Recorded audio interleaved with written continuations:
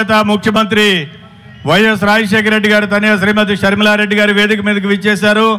వారికి ఆంధ్రప్రదేశ్ కాంగ్రెస్ కమిటీ తరపున, ఉక్కు పోరాట కమిటీ తరపున, మనందరి తరపున కూడా సాదరంగా స్వాగతం పలుకుతున్నాం.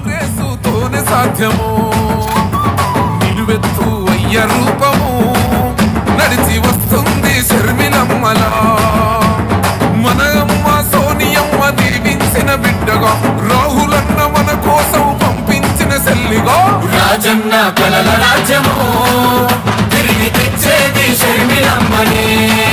రాజశేఖర రెడ్డి బిడ్డ మీకు మాటిస్తుంది, మీరు కాంగ్రెస్ పార్టీని ఆశీర్వదించండి, హస్తం గుర్తు మీద ఓటేయండి. ఈ హస్తం గుర్తు మీకు అభయ హస్తం అవుతుంది.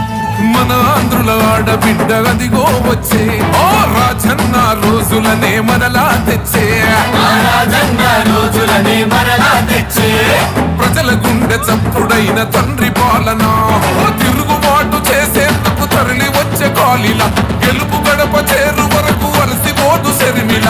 రాజన్న రైతు రాజ్యము మన కాంగ్రెస్ తోనే సాధ్యము, బల బల నిలువెత్తు అయ్య రూపము నడిచి వస్తుంది షర్మిలమ్మలా.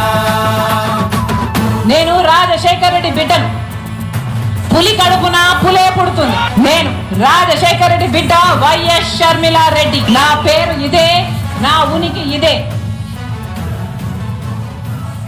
థ్యాంక్ యూ అమ్మా, థ్యాంక్ యూ. ప్లీజ్ దయచేసి పార్టీ పెద్దలందరూ కూడా వేదిక మీద కూర్చోవలసిందిగా కోరుతూ మీ మీ స్థానాల్లో సభా కార్యక్రమం మంత్రి రాజశేఖర రెడ్డి గారికి ధన్యవాదాలు తెలియజేసుకుంటూ, ఇప్పుడు సిఐటియుసి తరఫున అయోధ్యరామ్ గారు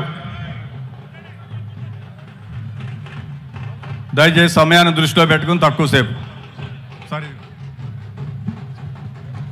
మిత్రులారా, ఆపాలే డప్పులు. విశాఖ ఉక్కు తెలుగుడు ఒక్కని ఢిల్లీకి వినపడేట్టుగా నినాదించాలి. విశాఖ ఉక్కు, విశాఖ ఉక్కు, విశాఖ ఉక్కు తెలుగు